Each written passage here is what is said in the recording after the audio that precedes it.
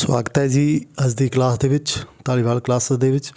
अज गल कर रहे हैं जी कहानीकार नवतेज सिंह प्रीतलड़ी दी। उन्हां दे जीवन की गल आपां पहलां एक वीडियो दे विच कर चुके हैं। उन्हां दीयां रचनावां दी उन्हां दी जिंदगी दे विच किवें किवें तरक्की कीती है उसकी गल कीती हुई है। उस तो इलावा जी उन्होंने की संपादन का काम किया तां प्रीतलड़ी नूं कदों उन्होंने संपादन किया। उस तो इलावा जी उन्हां दे जिंदगी दे सफ़र कि वो अपने जिंदगी दे कहानियां दी शुरुआत कित्थों करते हैं उहदी गलबात सारी उहदे विच कीती हुई है। किहड़े अवार्ड मिले हुए है उन्हां दी चर्चा उहदे विच कीती हुई है। अज दा अपना मेन जो विशा रहेगा वो कहानियां दे नाल संबंधित रहेगा कि कहानीकार दे तौर ते जदों आपां नवतेज सिंह प्रीतलड़ी नूं वेखदे हां तां उन्हां दा योगदान किस तरह दा की कहानियां उन्होंने साहित्य के खेत्र में दित्तियां ने। उन्हां दे बारे जो ज़्यादा महत्वपूर्ण कहानियां ने उन्हां दे थोड़े जी विषय वस्तु की आपां गल करांगे। किस तरह का कहानियां दे विच विशा लिया गा, किस तरह की कहानी हैगी आ, ये थोड़ा जिहा उहदे विच विचार चर्चा का अपनी दा विशा रहेगा अज दा। गल करते हैं जी नवतेज सिंह दे जो कहानी संग्रह ने उन्हां दी गल करते हैं। जिहड़ा देश वापसी है जी वो 1955 दे विच 55-56 दे विच छपदा गा। यूनीवर्सिटी इनू 56 बोलती है जी तो कई जगह आपां नूं 55 दे विच छपया होया मिलदा। ज़्यादा डेट दे कन्फ्यूजन ना जाना जी 55-56 इस नूं सन मन सकते हो। जो उसका दूसरा कहानी संग्रह उस दे विच उन्होंने गलबात की है जी सन के अकॉर्डिंग आप गल करते हैं। कई जगह 59 भी मिलेगा तो तुहानूं 58 ही मिलेगा। यूनीवर्सिटी 58 की गल कर रही है, बाकी जगह 59 मिलेगा तुहानूं। इस तो इलावा जी जो तीसरा कहानी संग्रह है बासमती दी महक, ये यूनीवर्सिटी भी 60 मानती है जी, बाकी जगह भी तुहानूं 60 ही मिलेगा। इसका सेम रेट है। चानन दे बीज जो है जी यूनीवर्सिटी की जो आपां तरीकां वेखदे हैं तो उहदे विच ये तरीक 1967 है तो कई जगह तो तुहानूं 63 भी वेखण नूं मिलेगी। वो तुसीं रेटां कन्फ्यूजन नूं ध्यान विच रखना। इस तो इलावा जी भाई आवाज़ ਇਹਦਾ सेम डेट ही रही है जी 1974। यूनीवर्सिटी भी 74 मनती है तो बाकी जगह भी तुहानूं 74 ही मिलेगा। इस तो इलावा जी कोट ते मनुख, ये कह लो जी जो कोट ते मनुख कहानी संग्रह है ये 94 कहानियां नूं कह लो जी इकट्ठा करके एक संग्रह बनाया गया। बहार आउण तक, ठीक है जी, ये 2003 दे विच छपदा। ये समुचियां कहानियां उन्होंने दियां शामिल की गई ने। सारियां कहानियां की गल करिए तो वो शामिल की गई ने। ये इन्हों दे नवतेज सिंह दे जी कुछ कहानी संग्रह ने उन्होंने बारे आप डिटेल दे कल करांगे किहड़े कहानी संग्रह दे विच किहड़ी कहानी नूं शामिल किया गया। हाँ जी, देश वापसी की आप गल कर रहे हैं तो उहदे विचों जी ये 1955 ते 56 की आप गल कर चुके हैं पहले ही। कद किहड़े सन दे विच छपदा उहदी डेट तुसीं उधरों नोट कर सकते हैं। इस तो इलावा जी ये 16 कहानियां नूं शामिल किया गया। किहड़ा संग्रह है जी देश वापसी है तो ये देश वापसी एक कहानी होएगी। इस तो इलावा जी मुंडू ते टामी जी, निगाह भेद 4, इस तो इलावा जी काल दे दिनां विच, चोर, बेताल, दाई, मैनू शेर बना दिओ, जदों तक लोग जागणगे, अणजम्मे वाल दे नां, सरदारां लई समोसे एक मिलनी, औतरी, वसीरा, तदूर ते सोहनी सवेर, ये कहानी संग्रह दे विच कहानियां नूं शामिल किया गया। संग्रह दे विच ज़्यादातर कहानियां दी आपां गल करते हैं वो की पेश करदियां जी, वो पेश करदियां ज़्यादातर कहानियां दे विच कह लो जी औकड़ां नूं बयान कीतियां गईयां। समाज दे विच जो उस समय जो औकड़ां चल रही ने उन्होंने बयान करते हुए कहानी संग्रह ने। औकड़ां तो किवें वो निजात पाउंदे ने वो जज्बे नूं कहानियां दे राहीं पेश किया होया गा। इस दी देश वापसी जो कहानी है जी उस दे बारे थोड़ी जी विचार चर्चा करते हैं कि देश वापसी दे विच उन्होंने की गल की है।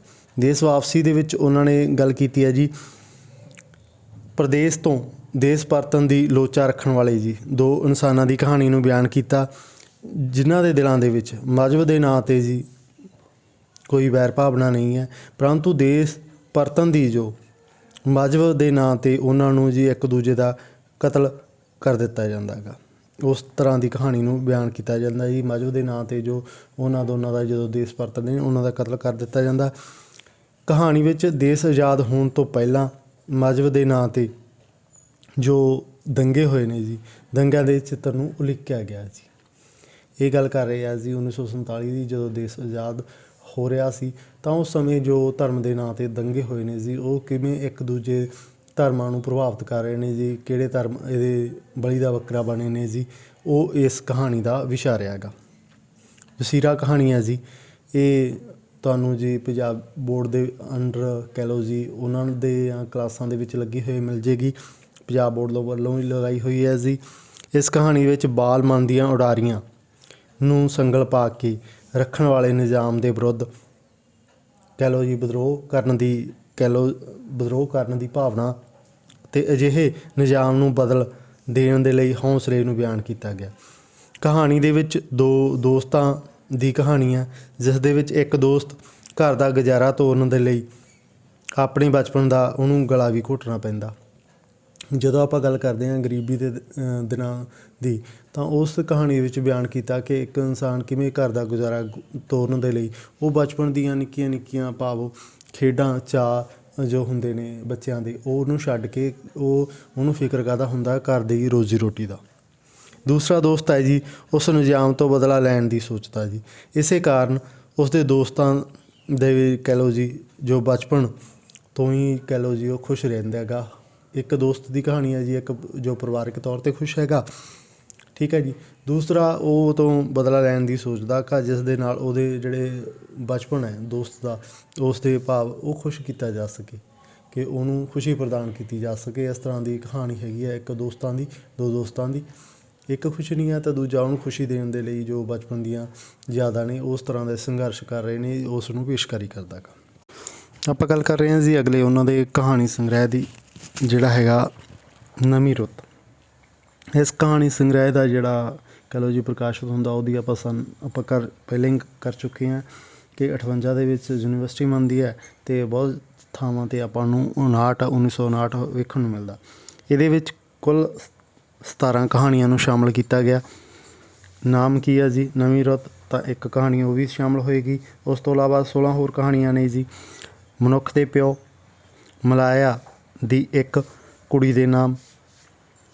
ਉਸ ਤੋਂ ਇਲਾਵਾ ਜੀ ਪਰੀ ਕਹਾਣੀ ਵਰਗੀ ਸ਼ੂਤਰੀ, ਜਲਿਆਂਵਾਲਾ ਬਾਗ ਕਹਾਣੀਆਂ ਦੀ ਰਾਖ ਲਈ ਅਤੇ ਵਿਰਸ ਬਾਲੜੀ ਨੂੰ, ਮੰਗਦੇ ਹਾਂ ਰੋਟੀ ਦਿੰਦੇ ਨੇ ਗੋਲੀਆਂ, ਜਦੋਂ ਲੋਕ ਸੌਂ ਜਾਂਦੇ ਹਨ, ਰੇਲ ਕਾ ਪਹੀਆ ਜਾਮ ਕਰੇਂਗੇ, ਆਜ਼ਾਦੀ ਅਤੇ ਬਸਮਾ, ਭੋਲੂ ਦੀ ਚਿੱਠੀ, ਅੱਜ ਅਸੀਂ ਮਿਲੇ, ਕਵੀ ਦੀ ਮੌਤ, ਮਨੋਵਿਗਿਆਨਕ ਜਿਹਾ ਅਸਰ, ਮੂੰਹ ਲੁਕਾਈ, ਛੱਲਾ। ਇਹ ਜਿਹੜੇ ਨੇ ਉਹਦੇ ਵਿੱਚ 17 ਕਹਾਣੀਆਂ ਨੇ ਸ਼ਾਮਲ ਕੀਤੀਆਂ ਗਈਆਂ ਨਵੀਂ ਰੁੱਤ ਦੇ ਵਿੱਚ। ਇਸ ਦੇ ਵਿੱਚ ਜਿਹੜੀਆਂ ਕਹਾਣੀਆਂ ਦੀਆਂ ਸਮੱਸਿਆਵਾਂ ਦੀ ਗੱਲ ਕਰਦੇ ਹਾਂ ਕਿ ਕਹਾਣੀ ਦੀਆਂ ਵਿਸ਼ੇ ਕਿਸ ਤਰ੍ਹਾਂ ਦੇ ਨੇ, ਆਪਾਂ ਉਹਨਾਂ ਦੀ ਥੋੜ੍ਹੀ ਜਿਹੀ ਗੱਲ ਕਰਾਂਗੇ। ਤਾਂ ਉਹਦੇ ਵਿੱਚ ਜੀ ਇਸ ਕਹਾਣੀ ਵਿੱਚ ਜਿਹੜੀਆਂ ਸਮੱਸਿਆਵਾਂ ਨੇ ਉਹਨਾਂ ਦੇ ਬਾਰੇ ਗੱਲ ਕਰਦੇ ਹਾਂ ਕਿ ਇੱਕ ਆਵਾਜ਼ ਦਿੰਦੀਆਂ ਨੇ ਕਿ ਮਹਿਕ ਦੇ ਨਾਲ ਚੌਗਿਰਦਾ ਮਹਿਕਦਾ ਰਵੇ ਅਤੇ ਉਸ ਦੇ ਵਿੱਚ ਜ਼ਿੰਦਗੀ ਦੇ ਆਸ-ਆਸ ਕਰ ਉੱਠੇ, ਭਾਵ ਜ਼ਿੰਦਗੀ ਨੂੰ ਇੱਕ ਸੇਧ ਦੇਣ ਵਾਲੀਆਂ ਕਹਾਣੀਆਂ ਨੂੰ ਸ਼ਾਮਲ ਕੀਤਾ ਗਿਆ ਕਿ ਜਿਸ ਦੇ ਨਾਲ ਇਨਸਾਨ ਉਹਨਾਂ ਨੂੰ ਪੜ੍ਹ ਕੇ ਜ਼ਿੰਦਗੀ ਗੁਜ਼ਾਰਨ ਦੇ ਲਈ ਪ੍ਰੇਰਿਤ ਹੋ ਸਕੇ। ਇਸ ਤਰ੍ਹਾਂ ਦੀਆਂ ਕਹਾਣੀਆਂ ਨੇ। ਸੰਗ੍ਰਹਿ ਦੇ ਵਿੱਚ ਜਿਹੜੇ ਹਵਾਲੇ ਨੇ ਜ਼ਿੰਦਗੀ ਦੀ ਆਸ ਜਗਾਉਣ ਦੇ ਲਈ ਹੈ ਜੀ, ਉਹਨਾਂ ਨੂੰ ਪ੍ਰਗਤੀ ਦੇ ਰਾਹਾਂ 'ਤੇ ਚੱਲਦੇ ਰੱਖਣ ਦੇ ਲਈ ਹੈ, ਆਪਣੇ ਹੱਕ ਹਾਸਲ ਕਰਨ ਦੇ ਲਈ ਪ੍ਰੇਰਿਤ ਕਰਦੇ ਨੇ। ਇਸ ਤਰ੍ਹਾਂ ਦੀਆਂ ਕਹਾਣੀਆਂ ਨੇ ਜੀ ਜੋ ਜ਼ਿੰਦਗੀ ਦੇ ਵਿੱਚ ਬੜੇ ਹੀ ਅਹਿਮ ਨੇ, ਭਾਵ ਇਨਸਾਨ ਨੂੰ ਇੱਕ ਮੋਟੀਵੇਸ਼ਨ ਦਿੰਦੀਆਂ ਨੇ, ਜਿਸ ਦੇ ਨਾਲ ਇਨਸਾਨ ਕੀ ਕਰਦਾ ਗਾ, ਉਹਨਾਂ ਕਹਾਣੀਆਂ ਨੂੰ ਪੜ੍ਹ ਕੇ ਪ੍ਰੇਰਨਾ ਲੈਂਦਾ ਗਾ। ਕੁਛ ਕਹਾਣੀਆਂ ਦੇ ਵਿਸ਼ਿਆਂ ਦੀ ਗੱਲ ਕਰਦੇ ਹਾਂ ਕਿ ਵਿਸ਼ੇ ਕਿਸ ਤਰ੍ਹਾਂ ਦੇ ਨੇ। ਕਹਾਣੀ ਦੇ ਵਿੱਚ ਜੀ ਨਵੀਂ ਰੁੱਤ ਦੇ ਵਿੱਚ ਇੱਕ ਪਾਸੇ ਤਾਂ ਦੇਸ਼ ਦੀ ਆਜ਼ਾਦੀ ਲਈ ਲਾਏ ਜਾਂਦੇ ਮੋਰਚਿਆਂ ਦਾ ਜੀ ਜ਼ਿਕਰ ਕੀਤਾ ਜਾਂਦਾ ਹੈ ਜੀ। ਦੂਸਰੇ ਪਾਸੇ ਕੀ ਕਰਦੇ ਆ ਜੀ, ਕਿਸਾਨੀ ਮਾਹੌਲ ਦੇ ਵਿੱਚ ਇੱਕ ਪਰਿਵਾਰ ਦੁਆਰਾ ਆਪਣੀ ਪੈਲੀ ਨੂੰ ਕੁਰਕਰੀ ਤੋਂ ਬਚਾਉਣ ਦੇ ਲਈ ਜੋ ਏਕਤਾ ਅਤੇ ਹੌਸਲੇ ਨੂੰ ਬਿਆਨ ਕੀਤਾ ਗਿਆ ਜੀ। ਜਿਸ ਤਰ੍ਹਾਂ ਜੀ ਅੱਜ ਕੱਲ੍ਹ ਕਿਸਾਨੀ ਦਾ ਸਮੱਸਿਆ ਚੱਲ ਰਹੀ ਹੈ ਜੀ। ਇਸੇ ਤਰ੍ਹਾਂ ਜੀ ਨਵੀਂ ਰੁੱਤ ਦੇ ਵਿੱਚ ਵੀ ਉਹਨਾਂ ਨੇ ਪੇਸ਼ ਕੀਤਾ ਜੀ। ਉਹਦੇ ਵਿੱਚ 2 ਵਿਸ਼ੇ ਪੇਸ਼ ਕੀਤੇ ਜੀ। ਇੱਕ ਸੰਘਰਸ਼ ਚੱਲ ਰਿਹਾ ਦੇਸ਼ ਦੀ ਆਜ਼ਾਦੀ ਲਈ, ਦੂਸਰੇ ਪਾਸੇ ਸੰਘਰਸ਼ ਚੱਲ ਰਿਹਾ ਜੀ ਇੱਕ ਪਰਿਵਾਰ ਦਾ ਕਾਹਦੇ ਲਈ, ਜ਼ਮੀਨ ਨੂੰ ਬਚਾਉਣ ਦੇ ਲਈ। ਇੱਕ ਕਿਸਾਨ ਦਾ ਸੰਘਰਸ਼ ਹੈ ਕਾਹਦੇ ਤੋਂ, ਜ਼ਮੀਨ ਨੂੰ ਕੁਰਕਰੀ ਤੋਂ ਬਚਾਉਣ ਲਈ, ਜੋ ਬੈਂਕ ਵੱਲੋਂ ਕੀਤੀ ਜਾਂਦੀ ਹੈ ਜੀ। ਤੁਹਾਨੂੰ ਸਾਰਿਆਂ ਨੂੰ ਪਤਾ ਕਿ ਉਹ ਕਿਸ ਤਰੀਕੇ ਨਾਲ ਪੈਲੀ ਦੀ ਕੁਰਕਰੀ ਕਰਦੇ ਨੇ ਜੀ। ਉਸ ਦਾ ਜਿਹੜੀ ਹੈਗੀ ਆ ਤੁਸੀਂ ਜਾਣਕਾਰੀ ਲੈ ਸਕਦੇ ਹੋ, ਕਹਾਣੀ ਨੂੰ ਦੇਖ ਸਕਦੇ ਹੋ। ਇਸ ਤੋਂ ਇਲਾਵਾ ਜੀ ਦੂਸਰੀ ਕਹਾਣੀ ਹੈਗੀ ਜੀ ਮਨੁੱਖ ਦੇ ਪਿਓ। ਇਹ ਕਹਾਣੀ ਸੰਗ੍ਰਹਿ ਦੇ ਵਿੱਚ ਇੱਕ ਕਹਿ ਲਓ ਜੀ ਦੂਜੀ ਕਹਾਣੀ ਸੰਗ੍ਰਹਿ ਹੈਗੀ ਹੈ, ਜੋ ਬੁਖਾਰੈਸਟ ਭਾਵ ਰੋਮਾਨੀਆ ਦੇ ਵਿੱਚ ਚੌਥੇ ਕੌਮਾਂਤਰੀ ਨੌਜਵਾਨ ਮੇਲੇ ਦੇ ਵਿੱਚ 1953 ਮੁਕਾਬਲੇ ਵਿੱਚ ਭੇਜੀ ਗਈ ਸੀ ਅਤੇ ਇਹਨੇ ਕੀ ਕੀਤਾ ਸੀਗਾ, ਪਹਿਲਾ ਇਨਾਮ ਜਿੱਤਿਆ ਸੀਗਾ। ਇਹ ਕਹਾਣੀ ਦੀ ਆਪਾਂ ਬਹੁਤ ਮਹੱਤਤਾ ਸਮਝ ਸਕਦੇ ਹਾਂ ਕਿ ਜਿਹੜੀ ਹੈਗੀ ਆ ਮਨੁੱਖ ਦੇ ਪਿਓ ਭਾਵ ਇਹ ਜਿਹੜੀ ਹੈਗੀ ਆ ਜੀ ਬੁਖਾਰੈਸਟ ਰੋਮਾਨੀਆ ਦੇ ਜਿਹੜੇ ਕੌਮਾਂਤਰੀ ਮੇਲੇ ਨੇ ਜੀ, ਉਹਦੇ ਵਿੱਚ ਜਾਂਦੀ ਹੈ ਜੀ। ਉਹਦੇ ਵਿੱਚ ਉਹ ਪਹਿਲਾ ਸਥਾਨ ਹਾਸਲ ਕਰਦੀ ਹੈ। ਇਹਦਾ ਵਿਸ਼ਾ ਇੰਨਾ ਜ਼ਿਆਦਾ ਸੀਗਾ ਜੀ। ਅਤੇ ਉਦੋਂ ਇਸ ਦਾ ਸਿਰਲੇਖ ਭਾਵ ਉਦੋਂ ਇਸ ਦਾ ਨਾਮ ਕੀ ਸੀਗੇ ਜੀ, ਬਿਨ ਚਪੂਆਂ ਤਰਦੀਆਂ ਬੇੜੀਆਂ। ਉਦੋਂ ਇਸ ਦਾ ਨਾਮ ਕੀ ਸੀਗਾ ਜੀ, ਬਿਨ ਚਪੂਆਂ ਤਰਦੀਆਂ ਬੇੜੀਆਂ। ਇਸ ਕਹਾਣੀ ਦੇ ਰਾਹੀਂ ਉਹਨਾਂ ਨੇ ਬਾਲ ਜੀਵਨ ਵਿੱਚ ਦੀ ਤਸਵੀਰ ਉਲੀਕੀ ਹੈ, ਜਿਸ ਵਿੱਚ ਮਜ਼ਦੂਰੀ ਕਰਕੇ ਅਤੇ ਆਪਣੇ ਪਰਿਵਾਰ ਦਾ ਪੇਟ ਪਾਲਣਾ ਕਿਵੇਂ ਕਰਦੇ ਨੇ ਜੀ, ਉਸ ਦੀ ਪੇਸ਼ਕਾਰੀ ਕੀਤੀ ਹੈ। ਅਜਿਹਾ ਬਚਪਨ ਜਿਸ ਨੂੰ ਆਪਣੇ ਬਚਪਨ ਵਿੱਚ ਖੇਡਾਂ, ਸੱਧਰਾਂ, ਚਾਵਾਂ ਅਤੇ ਜਿਹੜੇ ਹੈਗੇ ਨੇ ਉਹਨਾਂ ਦੇ ਮਲਾਰ ਨੂੰ ਤਿਆਗ ਕਰਕੇ ਆਪਣੇ ਪਰਿਵਾਰ ਦੇ ਲਈ ਮਿੱਟੀ ਨਾਲ ਮਿੱਟੀ ਹੋਣਾ ਪੈਂਦਾ ਹੈਗਾ। ਭਾਵ ਉਹਨੂੰ ਬਚਪਨ ਦੇ ਵਿੱਚ ਉਹ ਸਾਰੀਆਂ ਚੀਜ਼ਾਂ ਨੂੰ ਛੱਡ ਕੇ ਆਪਦੇ ਘਰ ਦੇ ਲਈ ਸੰਘਰਸ਼ ਕਰਨਾ ਪੈਂਦਾ। ਉਸ ਜੀਵਨ ਦੀ ਪੇਸ਼ਕਾਰੀ ਕੀਤੀ ਹੋਈ ਮਿਲਦੀ ਹੈ ਕਿ ਬਾਲ ਉਮਰ ਦੇ ਛੋਟੀ ਉਮਰ ਦੇ ਵਿੱਚ ਹੀ ਇਸ ਤਰ੍ਹਾਂ ਦਾ ਜੋ ਸੰਘਰਸ਼ ਕਰਨਾ ਪੈਂਦਾ ਉਸ ਦੀ ਪੇਸ਼ਕਾਰੀ ਇਹ ਕਹਾਣੀ ਕਰਦਾ ਹੈਗਾ। ਇਸੇ ਕਰਕੇ ਉਹ ਕੀ ਹੁੰਦਾ ਜੀ, ਕੌਮਾਂਤਰੀ ਮੇਲੇ ਦੇ ਵਿੱਚ ਪਹਿਲਾ ਸਥਾਨ ਹਾਸਲ ਕਰਦੀ ਹੈ ਜੀ। ਕਦੋਂ, 1953 ਦੇ ਵਿੱਚ। ਬਾਸਮਤੀ ਦੀ ਮਹਿਕ ਜੋ 1960 ਦੇ ਵਿੱਚ ਸ਼ਬਦ ਆ ਜੀ, ਠੀਕ ਹੈ ਜੀ। ਯੂਨੀਵਰਸਿਟੀ ਵੀ 1960 ਹੀ ਮੰਨਦੀ ਹੈ ਇਹਨੂੰ। 12 ਕਹਾਣੀ ਸੰਗ੍ਰਹਿ ਇਹਦੇ ਵਿੱਚ ਸ਼ਾਮਲ 12 ਕਹਾਣੀਆਂ ਨੂੰ ਇਸ ਸੰਗ੍ਰਹਿ ਦੇ ਵਿੱਚ ਸ਼ਾਮਲ ਕੀਤਾ ਗਿਆ। ਪਹਿਲਾ ਕਹਾਣੀ ਕਿਹੜਾ ਹੈ ਜੀ, ਬਾਸਮਤੀ ਦੀ ਮਹਿਕ। ਮਨੁੱਖ ਦੇ ਬਾਰੇ ਭਾਵ ਕੋਟ ਅਤੇ ਮਨੁੱਖ ਜੋ ਪ੍ਰਸਿੱਧ ਰਚਨਾ ਉਸ ਦੀ ਗੱਲ ਕਰਦੇ ਹਾਂ ਜੀ। ਦਿਲ ਦੀ ਥਾਂ 'ਤੇ ਜ਼ਿੰਦਰਾ। ਮਨੁੱਖ ਜਿਹਾ ਪਿਆਰ ਬਾਰੇ ਸੋਚਦਾ ਮਨੁੱਖ ਹੈ ਜੀ, ਜਿਹੜਾ ਪਿਆਰ ਦੇ ਬਾਰੇ ਨਹੀਂ ਸੀ ਬੋਲਦਾ। ਸੋਹਣੀ ਮਹੀਵਾਲ। ਅੰਨ ਤੋਂ ਸੁਪਨਾ। ਇੱਕ ਕੁੜੀ ਅਤੇ ਇੱਕ ਸਰਾਪ। ਤਾਮੀਲ ਕੁਨਿੰਦਾ। ਭੈਣ ਦੀ ਮਹਿਕ। ਦੂਜੀ ਵਾਰ ਜੇਬ ਕੱਟੀ ਗਈ। ਗੁਆਸੀਆਂ ਅੱਖਾਂ। ਸੱਤੇ ਦੇ ਸੱਤੇ ਅਜੂਬੇ। ਜੋ ਦੁਨੀਆ ਦੇ ਵਿੱਚ 7 ਅਜੂਬੇ ਨੇ ਜੀ ਉਹਨਾਂ ਦੀ ਗੱਲ ਕੀਤੀ ਹੋਈ ਆ, ਤਾਂ ਉਹਨਾਂ ਦੇ ਬਾਰੇ ਤੁਸੀਂ ਗੱਲ ਕਰ ਸਕਦੇ ਹੋ, ਉਹਨਾਂ ਦੇ ਬਾਰੇ ਡਿਟੇਲ ਦਿੱਤੀ ਹੋਈ ਆ। ਰੋਮਾਂਟਿਕ ਸ਼ੈਲੀ ਦੇ ਵਿੱਚ ਇਹ ਕਹਾਣੀ ਸੰਗ੍ਰਹਿ ਦੀ ਗੱਲ ਕਰੀਏ ਤਾਂ ਇਹ ਕਹਾਣੀ ਸੰਗ੍ਰਹਿ ਕਿਸ ਤਰ੍ਹਾਂ ਦਾ ਜੀ, ਰੋਮਾਂਟਿਕ ਸ਼ੈਲੀ ਦੇ ਵਿੱਚ ਕਹਾਣੀਆਂ ਨੂੰ ਕਹਿ ਲਓ ਜੀ ਦ੍ਰਿਸ਼ਟੀਗੋਚਰ ਕੀਤਾ ਗਿਆ ਕਹਾਣੀ ਸੰਗ੍ਰਹਿ ਦੇ ਵਿੱਚ। ਉਸ ਦੇ ਵਿੱਚੋਂ ਜੀ ਪਹਿਲੀ ਕਹਾਣੀ ਦੇ ਆਪਾਂ ਵਿਸ਼ੇ ਦੀ ਗੱਲ ਕਰਦੇ ਹਾਂ ਜੀ, ਬਾਸਮਤੀ ਦੀ ਮਹਿਕ ਦੇ ਰਾਹੀਂ ਲੇਖਕ ਕੀ ਪੇਸ਼ ਕਰਦਾ ਜੀ, ਉਸ ਦੀ ਚਰਚਾ ਕਰਦੇ ਹਾਂ। ਇਸ ਕਹਾਣੀ ਦੇ ਵਿੱਚ ਲੇਖਕ ਨੇ ਜੀ ਪਿੰਡਾਂ ਵਿੱਚੋਂ ਆਉਂਦੀ ਪਿਆਰ ਰੂਪੀ ਜੋ ਬਾਸਮਤੀ ਦੀ ਮਹਿਕ ਹੈ, ਕੁਝ ਹੱਦ ਤੱਕ ਵੰਡ ਦੇ ਮਗਰੋਂ ਬਣੇ ਨਵੇਂ ਦੇਸ਼ ਦੀ ਬਾਤ ਪਾਈ ਜਾਂਦੀ ਹੈ। ਅਜਿਹੀ ਮਹਿਕ ਜਿਸ ਵਿੱਚ ਉਸ ਨੂੰ ਕਹਾਣੀ ਦੇ ਪਾਤਰ ਰਣਧੀਰ ਅਤੇ ਸੁਖਵੰਤ ਦੇ ਧੜਕਦੇ ਦਿਲਾਂ ਦੇ ਦੇਖਦੇ ਆ ਜੀ ਉਹਨਾਂ ਨੂੰ। ਪਰੰਤੂ ਸੁਖਵੰਤ ਦੇ ਸ਼ਹਿਰ ਵਿੱਚ ਕਿਸੇ ਹੋਰ ਨਾਲ ਵਿਆਹੇ ਜਾਣ ਮਗਰੋਂ ਜੀ ਰਣਧੀਰ ਨੂੰ ਇਹ ਮਹਿਕ ਬਹੁਤ ਦੂਰ ਦੂਰ ਤੱਕ ਜਾਪਦੀ ਰਹਿੰਦੀ ਹੈ। ਭਾਵ ਇਹ ਕਹਾਣੀ ਕਾਹਦੀ ਕਿਹਦੀ ਹੈ ਜੀ, ਰਣਧੀਰ ਅਤੇ ਸੁਖਵੰਤ ਦੇ ਪਿਆਰ ਨੂੰ। ਉਹਨਾਂ ਦੇ ਵਿੱਚੋਂ ਜਦੋਂ ਰਣਧੀਰ ਚਲਾ ਜਾਂਦਾ ਸ਼ਹਿਰ ਦੇ ਵਿੱਚ, ਠੀਕ ਹੈ ਜੀ, ਉਹਨੂੰ ਇਹ ਜਿਹੜੀ ਮਹਿਕ ਹੈ ਦੂਰ ਦੂਰ ਤੱਕ ਵੇਖਣ ਨੂੰ ਮਿਲਦੀ ਹੈ, ਸੁਖਵੰਤ ਦੇ ਵਿਆਹੇ ਜਾਣ ਉਪਰੰਤ ਵੀ। ਇਸ ਤਰ੍ਹਾਂ ਕਹਾਣੀ ਦੇ ਵਿੱਚ ਮਨੁੱਖੀ ਜਜ਼ਬਿਆਂ ਨੂੰ ਬਿਆਨ ਕਰਨ ਦਾ ਯਤਨ ਕੀਤਾ, ਭਾਵ ਉਹਨਾਂ ਦੀ ਦੋਹਾਂ ਦੀ ਪਿਆਰ ਦੀ ਕਹਾਣੀ ਨੂੰ। ਇਸ ਤੋਂ ਇਲਾਵਾ ਜੀ ਜੋ ਮਨੁੱਖੀ ਜਜ਼ਬੇ ਨੇ ਭਾਵ ਉਹਨਾਂ ਨੂੰ ਬਿਆਨ ਕਰਦੀ ਹੋਈ ਇਹ ਕਹਾਣੀ ਹੈ ਜੀ। ਕੋਟ ਅਤੇ ਮਨੁੱਖ ਜੀ ਜਿਹੜੀ ਬਹੁਤ ਜ਼ਿਆਦਾ ਪ੍ਰਸਿੱਧ ਕਹਾਣੀ ਆ ਜੀ, ਇਹਨੂੰ ਕਹਾਣੀ ਸੰਗ੍ਰਹਿ ਦੇ ਵਿੱਚ ਵੀ ਅਲੱਗ ਤੌਰ 'ਤੇ ਵੀ ਸ਼ਾਮਲ ਕੀਤਾ ਗਿਆ ਜੀ ਉਹਨੂੰ। ਕੋਟ ਅਤੇ ਮਨੁੱਖ ਦੇ ਵਿੱਚ ਇੱਕ ਕਹਿ ਲਓ ਜੀ ਇਹ ਇੱਕ ਗਰੀਬ ਪਰਿਵਾਰ ਦੀ ਜੇ ਕਹਿ ਲਓ ਜੀ ਜ਼ਰੂਰਤਮੰਦ ਪਰਿਵਾਰ ਦੀ ਕਹਾਣੀ ਹੈ, ਜਿਸ ਦਾ ਮੁਖੀ ਜੀ ਈਸ਼ਰ ਦਾਸ ਹੈ, ਜੋ ਸਕੂਲ ਦਾ ਟੀਚਰ ਲੱਗਾ ਹੋਇਆ। ਪਰਿਵਾਰ ਦੀ ਮੰਦੀ ਹਾਲਤ ਤੇ ਆਪਣੀ ਬੱਚੀ ਦਾ ਆਪਰੇਸ਼ਨ ਕਰਵਾਉਣ ਦੀ ਖਾਤਰ ਜੀ ਉਸ ਨੂੰ ਜਿਹੜਾ ਸਕੂਲ ਦੇ ਮਗਰੋਂ ਅੱਤ ਭਾਵ ਬਹੁਤ ਹੀ ਜ਼ਿਆਦਾ ਸਰਦੀ ਵਿੱਚ ਕੋਹਾਂ ਦੂਰ ਟਿਊਸ਼ਨ ਪੜ੍ਹਾਉਣ ਜਾਣਾ ਪੈਂਦਾ। ਪਰ ਅੰਤ ਦੇ ਵਿੱਚ ਉਹ ਕਹਾਣੀ ਦੇ ਵਿੱਚ ਦੇਖਦੇ ਹਾਂ ਕਿ ਉਹ ਟਿਊਸ਼ਨ ਪੜ੍ਹਾਉਣ ਤੋਂ ਇਨਕਾਰ ਕਰ ਦਿੰਦਾ ਗਾ ਅਤੇ ਘਰ ਵਾਪਸ ਆਉਂਦੇ ਸਮੇਂ ਉਸ ਨੂੰ ਐਂ ਮਹਿਸੂਸ ਹੁੰਦਾ ਜਿਵੇਂ ਉਸ ਦੀ ਦੇਹ ਨਹੀਂ ਹੈ। ਉਸ ਨੂੰ ਉਸ ਉੱਤੇ ਪਾਇਆ ਹੋਇਆ ਕੋਟ ਜਿਹਾ ਲੱਗ ਰਿਹਾ ਸੀਗਾ। ਅਮੀਰੀ ਅਤੇ ਗਰੀਬੀ ਦੇ ਇਹ ਪਾੜ ਨੂੰ ਦਰਸਾਉਂਦੀ ਹੋਈ ਕਹਾਣੀ ਆ। ਅਤੇ ਇਹ ਕਹਾਣੀ ਦੇ ਵਿੱਚ ਗਰੀਬ ਦੀ ਸਮੱਸਿਆ ਨੇ ਅਤੇ ਉਹਨਾਂ ਦੀ ਮਨੋਸਥਿਤੀ ਨੂੰ ਬਿਆਨ ਕਰਦੀ ਹੈ। ਭਾਵ ਇੱਕ ਆਪਾਂ ਗੱਲ ਕਰੀਏ ਜੀ ਇੱਕ ਕੋਟ ਅਤੇ ਮਨੁੱਖ ਦੀ ਜਦੋਜਹਿਦ ਦੀ, ਜੋ ਇੱਕ ਗਰੀਬ ਇਨਸਾਨ ਦੀ ਹੈ ਜਦੋਜਹਿਦ, ਭਾਵ ਕਿਹਦੇ ਲਈ ਆਪਦੇ ਬੱਚੀ ਨੂੰ ਬਚਾਉਣ ਦੇ ਲਈ ਕਿਵੇਂ ਕੋਹਾਂ ਦੂਰ ਸਰਦੀ ਦੇ ਵਿੱਚ ਜਾਂਦਾ, ਉਸ ਤਰ੍ਹਾਂ ਦੀ ਉਹ ਕਹਾਣੀ ਪੇਸ਼ ਕੀਤੀ ਹੋਈ ਹੈ ਕਿ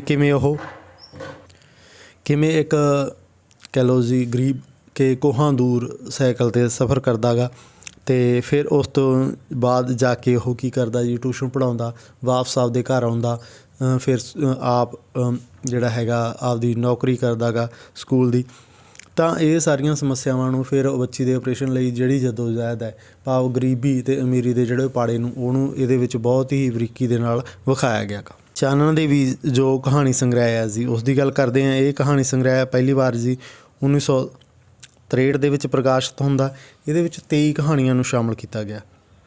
ਠੀਕ ਹੈ, ਉਹ 23 ਕਹਾਣੀਆਂ ਸਭ ਤੋਂ ਜ਼ਿਆਦਾ ਨੇ ਜੀ। ਦੇਖਿਓ 23 ਕਹਾਣੀਆਂ: ਚਾਨਣ ਦੇ ਬੀਜ, ਅਜੰਤਾ ਵੱਲ ਨੂੰ ਜਾਂਦਾ ਰਾਹ, ਦਸਤਾਰ, ਝੂਲਾ, ਮੁਸਕਰਾਹਟ, ਸਜ਼ਾ, ਸੁਨੇਹਾ, ਪੰਡਤ ਨਹਿਰੂ ਲਈ ਵੋਟ, ਭਾਗਾਂ ਦੀ ਡੋਰ, ਜਨਮਦਿਨ ਦੀ ਸੁਗਾਤ, ਹਵਲਦਾਰ ਸਿੰਗਾਰਾ ਸਿੰਘ, ਡਨ, ਨਾਂ ਵਿੱਚ ਕੀ ਪਿਆ ਏ, ਮੈਨੂੰ ਮਨੁੱਖਾਂ ਵਿੱਚ ਸ਼ਾਮਲ ਕਰ ਲਓ ਜੀ, ਮਾਂ ਦੇ ਦਿਲ ਵਿੱਚ ਅਲੋਰਾ ਦਾ ਮੰਦਰ, ਸੂਰਮਾ, ਫਿਰ ਅਜਿਹੀ ਕਹਾਣੀ ਨਾ ਲਿਖਣੀ ਪਏ ਜੀ, ਇੱਕ ਕੁੜੀ ਅਤੇ ਕੁਝ ਬਾਲਣ, ਤਿੰਨ ਜੀਆਂ ਦੀਆਂ ਅੱਖਾਂ, ਇੱਕ ਫੁੱਲ ਇੱਕ ਫਲੂਹਾ, ਅੰਬ, ਮੌਤ 'ਤੇ ਜਿਉਂਦੇ ਅਥਰੂ, ਸੁਹਾਗਰਾਤ, ਸਾਉਣ ਮਹੀਨੇ, ਤਰੱਕੀ, ਸਭ ਤੋਂ ਵੱਡਾ ਖਜ਼ਾਨਾ। ਇਹਦੇ ਵਿੱਚ 23 ਕਹਾਣੀਆਂ ਨੂੰ ਸ਼ਾਮਲ ਕੀਤਾ ਗਿਆ ਜੀ ਕਹਾਣੀ ਸੰਗ੍ਰਹਿ ਦੇ ਵਿੱਚ। ਨਵਤੇਜ ਦੀਆਂ ਇਹਨਾਂ ਕਹਾਣੀਆਂ ਦੇ ਵਿੱਚ ਆਪਾਂ ਦੇਖ ਸਕਦੇ ਹਾਂ ਜੀ ਰੋਮਾਂਟਿਕ ਕ੍ਰਾਂਤੀਕਾਰੀ ਭਾਵਾਂ ਨੂੰ ਵੱਖ-ਵੱਖ ਵਿਸ਼ਿਆਂ ਦੇ ਵਿੱਚ ਇਸ ਕਹਾਣੀ ਸੰਗ੍ਰਹਿ ਦੇ ਵਿੱਚ ਸ਼ਾਮਲ ਕੀਤੀਆਂ ਗਈਆਂ ਨੇ ਜੀ, ਜੋ ਆਪਾਂ ਨੂੰ ਵੱਖ-ਵੱਖ ਤਰੀਕੇ 'ਤੇ ਰੂਪਮਾਨ ਹੋਈਆਂ ਵੇਖਣ ਨੂੰ ਮਿਲਦੀਆਂ ਨੇ ਜੀ। ਆਪਾਂ ਗੱਲ ਕਰਦੇ ਹਾਂ ਜੀ ਇਸ ਹਾਂਜੀ ਨਵਤੇਜ ਦੀਆਂ ਜੋ ਕਹਾਣੀਆਂ ਦੇ ਵਿੱਚ ਕਹਿ ਲਓ ਜੀ ਵੱਖ-ਵੱਖ ਵਿਸ਼ੇ ਨੇ ਜੀ। ਤੁਸੀਂ ਸਾਰੇ ਕਹਾਣੀਆਂ 'ਤੇ ਕਹਾਣੀਆਂ ਨੇ ਜੀ, ਉਹਨਾਂ ਦੇ ਵਿੱਚ ਅਲੱਗ-ਅਲੱਗ ਦੌਰ ਦੇ ਵਿੱਚ ਨੇ ਜੀ, ਉਹਨਾਂ ਦੇ ਵਿੱਚ ਅਲੱਗ-ਅਲੱਗ ਵਿਸ਼ੇ ਨੇ ਜੀ, ਟੌਪਿਕ ਅਲੱਗ-ਅਲੱਗ ਨੇ, ਤਾਂ ਉਹਨਾਂ ਦੇ ਕਹਿ ਲਓ ਜੀ ਵੱਖ-ਵੱਖ ਵਿਸ਼ਿਆਂ ਨੂੰ ਕਹਿ ਲਓ ਜੀ ਇਹਨਾਂ ਦੇ ਕਹਾਣੀਆਂ ਦੇ ਵਿੱਚ ਕਹਾਣੀ ਸੰਗ੍ਰਹਿ ਦੇ ਵਿੱਚ ਰੂਪਮਾਨ ਕੀਤਾ ਗਾ, ਪੇਸ਼ ਕੀਤਾ ਗਾ। ਚਾਨਣ ਦੇ ਬੀਜ ਆਪਾਂ ਕਹਾਣੀ ਦੀ ਗੱਲ ਕਰਦੇ ਹਾਂ। ਇਹਦੇ ਵਿੱਚ ਮੁੱਖ ਕਹਾਣੀ ਜਿਹੜੀ ਹੈਗੀ ਹੈ ਜੀ ਉਹ ਰੋਮਾਂਟਿਕ ਅਤੇ ਕ੍ਰਾਂਤੀਕਾਰੀ ਸੁਰ ਦਾ ਜਿਹੜਾ ਪਾਣ ਚੜ੍ਹਿਆ ਹੋਇਆ ਹੈਗਾ। ਇੱਕ ਪਾਸੇ ਤਾਂ ਜੀ ਇਸ ਕਹਾਣੀ ਦੇ ਪਾਤਰ ਦਲਰਾਜ ਦੁਆਰਾ ਹਿੰਦੂਆਂ ਅਤੇ ਸਿੱਖਾਂ ਦੇ ਦਰਮਿਆਨ ਹੋਏ ਫਸਾਦਾਂ ਦੇ ਦਿਨਾਂ ਨੂੰ ਯਾਦ ਕੀਤਾ ਜਾਂਦਾ ਹੈ, ਅਤੇ ਦੂਜੇ ਪਾਸੇ ਕੀ ਰਸਨਾ ਨਾਮੀ ਪਾਤਰ ਜੋ ਰੋਮਾਂਟਿਕ ਭਾਵਾਂ ਦੇ ਜ਼ਰੀਏ ਹੁਣ ਦੇ ਪੰਜਾਬ ਦੀ ਰਾਜਧਾਨੀ ਵਿੱਚੋਂ ਵਿਸਰ ਰਹੀ ਹੈ। ਪੰਜਾਬੀ ਮਾਂ ਬੋਲੀ, ਆਪਣੇ ਹੇਰਵੇ ਨੂੰ ਅਤੇ ਆਪਣੀ ਮਾਂ ਬੋਲੀ ਨੂੰ ਅਤੇ ਆਪਣੇ ਪੰਜਾਬੀਆਂ ਦੁਆਰਾ ਪੜ੍ਹੇ ਜਾਣ ਵਾਲੇ ਸੱਧਰਾਂ ਨੂੰ ਬਿਆਨ ਕੀਤਾ ਗਿਆ ਕਿ ਇੱਕ ਪਾਸੇ ਤਾਂ ਜੀ ਉਹਨਾਂ ਨੇ ਫਿਰਕੂ ਫਸਾਦਾਂ ਦੀ ਗੱਲ ਕੀਤੀ ਹੈ ਇਸ ਕਹਾਣੀ ਵਿੱਚ ਚਾਨਣ ਦੇ ਬੀਜ ਦੇ ਵਿੱਚ। ਦੂਸਰੇ ਪਾਸੇ ਕੀ ਕਰ ਰਹੇ ਆ ਜੀ ਉਹ ਪੰਜਾਬ ਦੀ ਰਾਜਧਾਨੀ ਦੇ ਵਿੱਚ ਕਿਵੇਂ ਮਾਂ ਬੋਲੀ ਜਾਂਦੀ ਹੈ ਜੀ, ਉਹਦੇ ਲੋਕਾਂ ਦੇ ਹੇਰਵੇ ਨੇ ਜੀ, ਉਸ ਨੂੰ ਬਿਆਨ ਕੀਤਾ ਕਿ ਪੰਜਾਬੀਆਂ ਦੁਆਰਾ ਪੜ੍ਹੇ ਜਾਣ ਵਾਲੇ ਕਿਤੇ ਸੱਧਰਾਂ ਨੇ, ਉਹਨਾਂ ਦੀ ਗੱਲ ਨੂੰ ਬਿਆਨ ਕਰ ਰਹੀ ਹੈ ਕਿ ਕਿਵੇਂ ਲੋਕ ਉੱਥੋਂ ਦੇ ਮਾਹੌਲ ਦੇ ਵਿੱਚ ਅੱਜ ਕੱਲ੍ਹ ਉਹ ਪੰਜਾਬੀ ਤੋਂ ਥੋੜ੍ਹਾ ਦੂਰ ਜਾ ਰਹੇ ਨੇ, ਉਸ ਦੀ ਗੱਲ ਕਰ ਰਹੇ ਆ। ਸੁਨੇਹਾ ਆਪਾਂ ਕਹਾਣੀ ਦੀ ਗੱਲ ਕਰਦੇ ਹਾਂ। ਇਸ ਵਿੱਚ ਮਨੁੱਖ ਲਈ ਸੁਨੇਹਾ ਉਸ ਦੀ ਜ਼ਿੰਦਗੀ ਵਿੱਚ ਕਿੰਨੀ ਅਹਿਮੀਅਤ ਹੈ ਉਹਦੇ ਬਾਰੇ ਦੱਸਿਆ ਗਿਆ ਹੈਗਾ। ਸ਼ਾਇਦ ਇਹ ਆਖਣਾ ਵੀ ਬੇਈਮਾਨੀ ਹੋਵੇਗਾ ਕਿ ਇਸ ਕਹਾਣੀ ਵਿੱਚ ਕੁਝ ਅਜਿਹੇ ਸੁਨੇਹਿਆਂ ਦੀ ਬਾਤ ਪਾਈ ਗਈ ਹੈ, ਜਿਵੇਂ ਇੱਕ ਬੱਸ ਡਰਾਈਵਰ ਹੈ ਜੀ ਜੋ ਕਿ ਇੱਕ ਤਰ੍ਹਾਂ ਦਾ ਸੁਨੇਹਾ ਇੱਕ ਥਾਂ ਤੋਂ ਦੂਜੀ ਥਾਂ 'ਤੇ ਘੱਲਦਾ ਗਾ। ਬੱਸ ਡਰਾਈਵਰ ਦੀ ਗੱਲ ਕੀਤੀ ਗਈ ਹੈ ਜੀ। ਕਹਾਣੀ ਦੇ ਅੰਤ ਵਿੱਚ ਜਦੋਂ ਉਹ ਡਰਾਈਵਰ ਨੂੰ ਇੱਕ ਬੱਚੇ ਦਾ ਸੁਨੇਹਾ ਕਿ ਅੱਜ ਵੀ ਉਸ ਦੀ ਮਾਂ ਨੇ ਆਟਾ ਉਧਾਰ ਲਿਆ ਹੈ ਜੀ। ਉਹਦੇ ਬਾਪ ਨੂੰ ਦੇਣਾ ਕਿ ਉਸ ਨੂੰ ਇੰਝ ਜਾਪਦਾ ਹੈ ਕਿ ਦੇਸ਼ ਆਜ਼ਾਦ ਹੋਣ ਮਗਰੋਂ ਵੀ ਭਾਵੇਂ ਕਾਫੀ ਤਬਦੀਲੀ ਆਈ ਹੈ, ਪਰ ਤਰੱਕੀ ਦੇ ਨਾਂ 'ਤੇ ਹਰ ਪਾਸੇ ਚਾਨਣ ਪਸਰਿਆ, ਪਰੰਤੂ ਅਸਲੋਂ ਚਾਨਣ ਹੋਣ ਕਰਕੇ ਹਜੇ ਵੀ ਦੇਰ ਹੈ। ਉਹਦੇ ਵਿੱਚ ਉਹਨਾਂ ਨੇ ਕਹਾਣੀ ਦੇ ਵਿੱਚ ਇਹ ਦਿਖਾਇਆ ਕਿ ਇੱਕ ਡਰਾਈਵਰ ਹੈ ਜੋ ਲੋਕਾਂ ਨੂੰ ਸੁਨੇਹਾ ਦਿੰਦੇ ਆ ਜੀ, ਅਲੱਗ-ਅਲੱਗ ਸੁਨੇਹੇ ਦਿੰਦਾ ਹਰ ਇੱਕ ਕਿਸੇ ਦੇ ਪਿੰਡ ਤੋਂ ਪਿੰਡ ਤੱਕ ਦੇ।